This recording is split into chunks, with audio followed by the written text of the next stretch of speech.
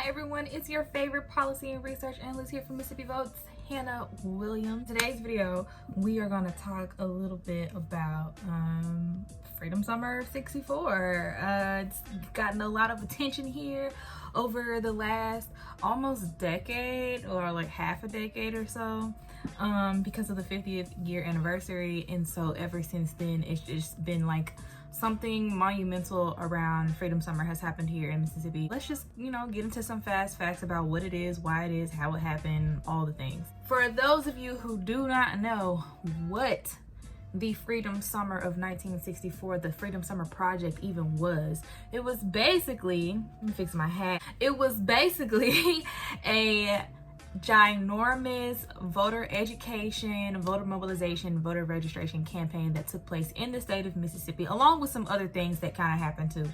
If you want to think about it, honestly, it's very similar to the Up to Us campaign that Mississippi Votes does. This project was significant to the state of Mississippi, one, because it was kind of like led, and like the work and the volunteers and whatnot were like college students, and also it kind of, one, proved that Black people want to be involved in politics, and two, want to do more than just be a part of the voting process in politics, because a lot of things happened, and three, that it was possible for Black people and white people to, both be actively part of politics and politicking and registration and a whole bunch of other things, and they're like not have to be an issue at all. The idea for this Freedom Summer Project was, started the year before in '63. It was the idea of SNCC. You don't know what SNCC is? SNCC is the Students Nonviolent Coordinating Committee between SNCC, the COFO, which is the Council of Federated Organizations, and CORE, the Congress of Racial Equality. The three of them came together and was like, this is a fantastic idea, let's do it. So, of course, there was some pushback even from inside of SNCC, from the executive board, but eventually they did get the okay to do this massive project. So who was involved in the Freedom Summer? Like, who were some of the people that were here? Who were the people that were targeted to be the volunteers? Well, having the white students from up north come down to Mississippi was actually a strategic movement. A lot of people don't know that, or a lot of people do know it and just choose not to tell other folks. I don't know. But it was actually a strategic move because people felt like, the powers that be, the leaders inside of these organizations, felt like that the one way to bring national coverage, or at least coverage outside of Mississippi, of what is happening in Mississippi around voter suffrage, which is almost nothing, or is extreme pushback, is to involve some white college students from up north who are not only interested in doing the work, but a bunch of white kids coming to risk their lives in Mississippi definitely ensues some type of panic amongst the rest of the United States. So there you go. That's why we had the people that helped us come down here. It was a strategic planning move. Let's just jump through some quick fast facts, or some other things that happened during Freedom Summer, because ultimately, yes, it was a major voter registration and voter education campaign that happened all over the entire state of Mississippi, gained us national attention, and also was one of the pieces of movement that helped us get the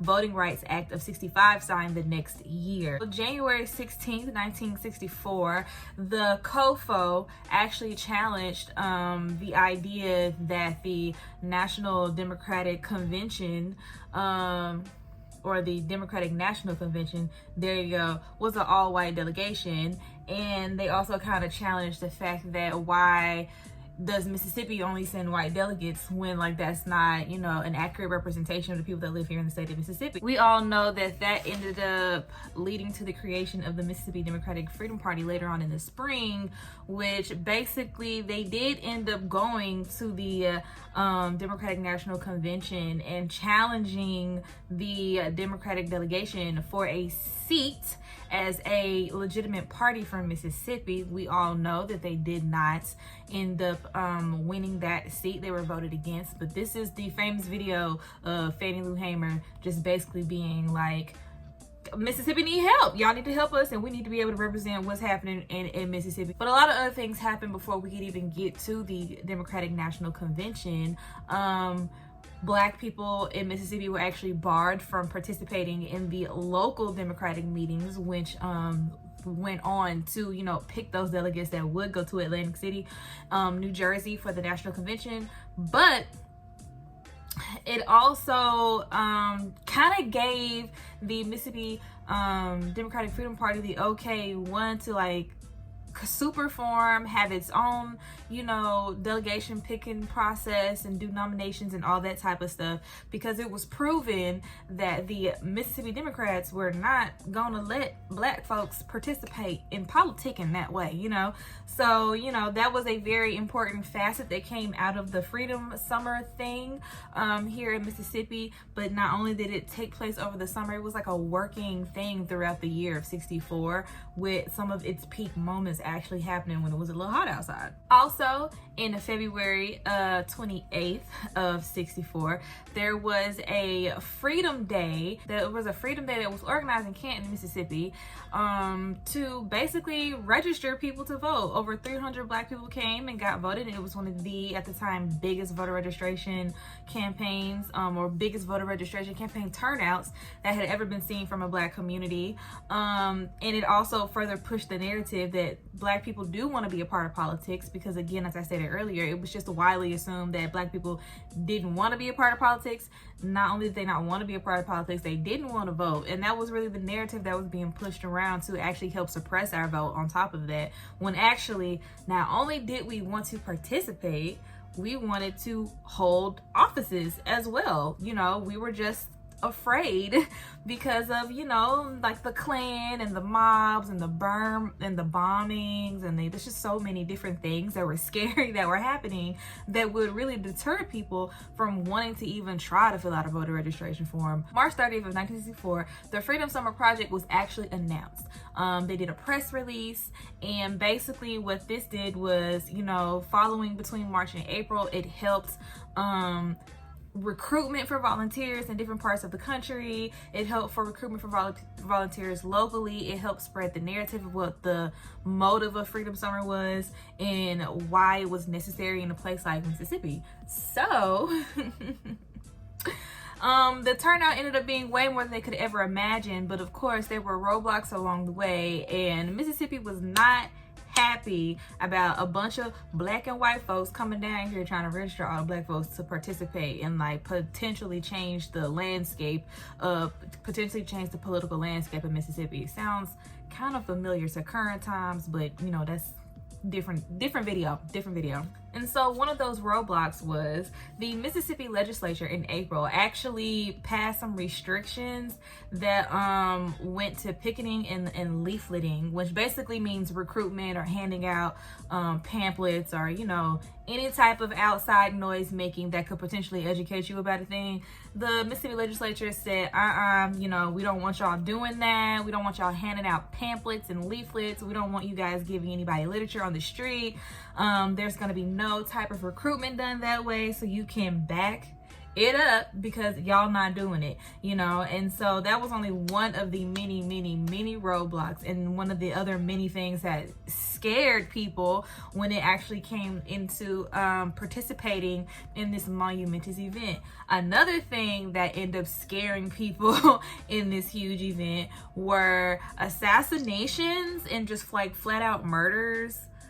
But I'm gonna call all of them assassinations because they were assassinations. January 31st, when Alan Lewis, who I believe was a NAACP chairperson or director, was assassinated. And so essentially, you know, the head office of SNCC was kind of like, we don't know about that. They did decide to go ahead with Freedom Summer. So that happened in January, and that kind of freaked people out as well. But that is not the end of the story. Of course, Channing, Goodman, and Schroeder, which were 3 civil rights workers that were part of the Freedom Summer, had actually left their training a little bit early because they wanted to actually go do an investigation on the Mount Zion church that had been bombed.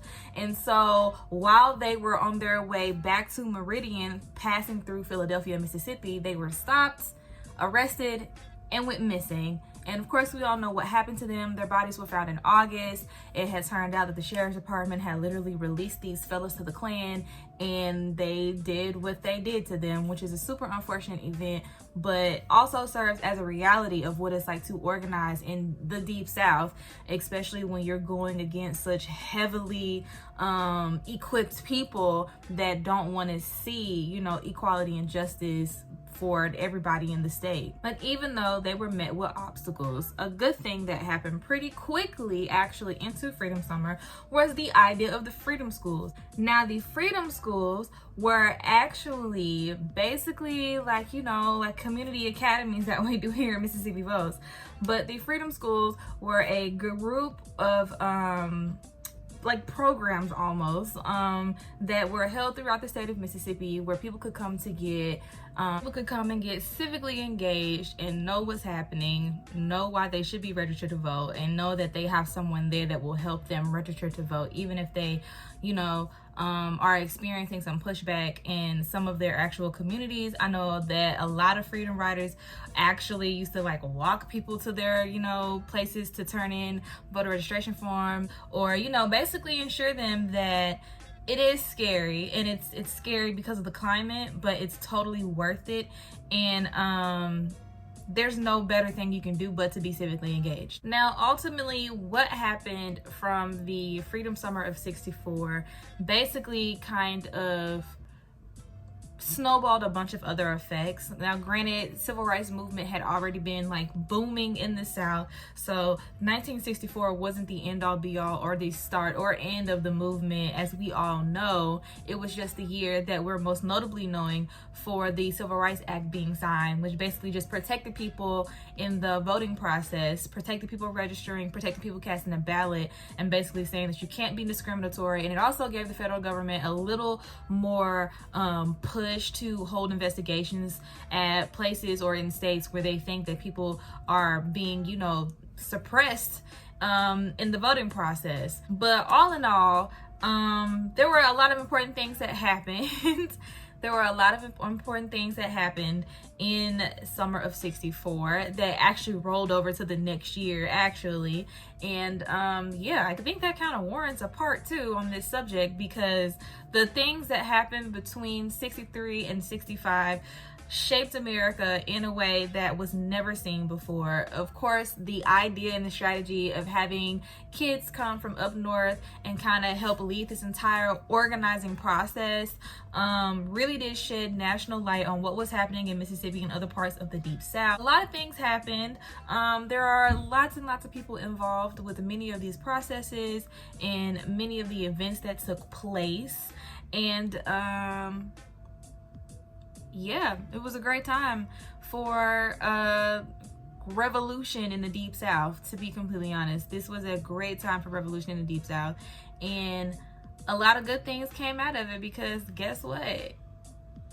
I don't have to worry about somebody picking on me when I go to place my ballot. And if it weren't for the people who were a part of that movement, literally like my grandmother, then who knows where we would be right now as a nation. I mean, we see all the pushback we have from other parts, and we see that the fight to still be able to cast a ballot respectively and be accurately represented in politics is still a fight that we are fighting, but we have come such a long way. So those are some quick fast facts about some of the things that happened in summer of '64. If you liked this video, then like it, comment, and subscribe. Make sure you follow us on all of our social medias at MS Votes. Make sure you like us on Facebook at Mississippi Votes. And yeah, hit the notification bell so you'll be notified every time we post a video on this channel, and we will see you in the next one.